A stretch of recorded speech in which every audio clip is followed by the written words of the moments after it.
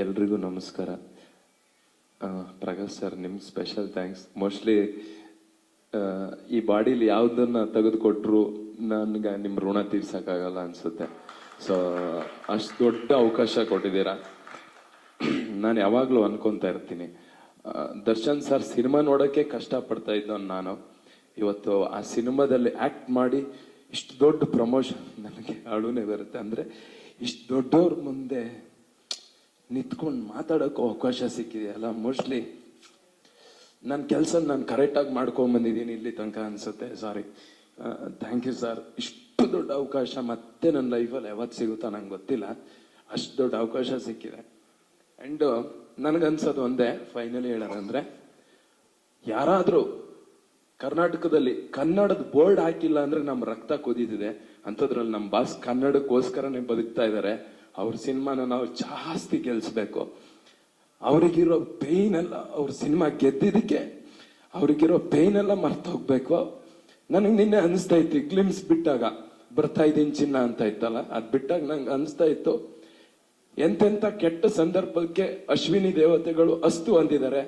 ಯಾಕೆ ಈ ಗ್ಲಿಮ್ಸಿಗೆ ಒಂದ್ಸತಿ ಅಸ್ತು ಅಂದ್ಬಿಡ್ಬಾರ್ದು?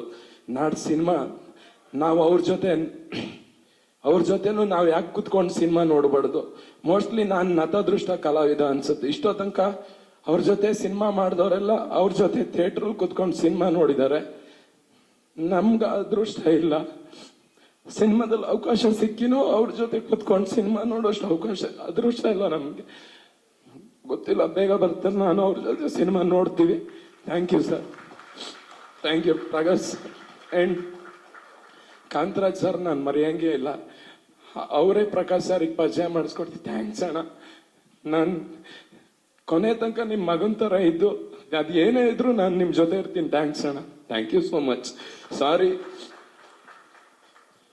ನಾನು ಶೇರು, ಲೈಕು, ಕಮೆಂಟ್ಗೆಲ್ಲ ಮಾತಾಡೋದು ಇಲ್ಲ. ನಾನು ಮೀಡಿಯಾ ಮುಂದೆ ಆ ಥರ ಇದು ಮಾಡೋದು ಇಲ್ಲ.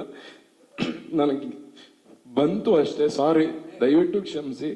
ಸಾರಿ. ಎಲ್ಲರೂ ಸಿನಿಮಾ ನೋಡಿ, ಥಿಯೇಟ್ರಿಗೆ ಬಂದು ಸಿನಿಮಾ ನೋಡಿ. ನಮ್ಮ ಬಾಸ್ ಹೇಳಿರೋದು ಇಷ್ಟೇ, ಸ್ಟಾಪ್ ಪೈರಸಿ. ಇದು ನಂಬ್ಕೊಂಡು ನನ್ನಿಂದ ಹಿಡಿದು ಪೋಸ್ಟರ್ ಅಂಟಿಸಿ ಥಿಯೇಟ್ರಲ್ಲಿ ಪಾಪ್ಕಾರ್ನ್ ಮಾಡೋನವರೆಗೂ ಇದನ್ನ ನಂಬ್ಕೊಂಡೇ ಬದುಕ್ತಾ ಇದೀವಿ. ನಮ್ಮ ಹೊಟ್ಟೆ ಮೇಲೆ ದಯವಿಟ್ಟು ಹೊಡಿಬೇಡಿ. ನಾವು ನಿಮ್ಮನ್ನ ಸಂತೋಷ ಪಡಿಸಕ್ಕೆ ಕೆಲಸ ಮಾಡೋದು, ಅದನ್ನ ಕೊನೆ ತನಕನೂ ಮಾಡ್ತೀವಿ. Thanks. We understand. Huli Karthik ಅವರೇ, ನಿಮ್ಮ ಪ್ರತಿಭೆಗೆ ಸಿಕ್ಕಂತಹ ಗೌರವ ಇದು. You deserve it. All the very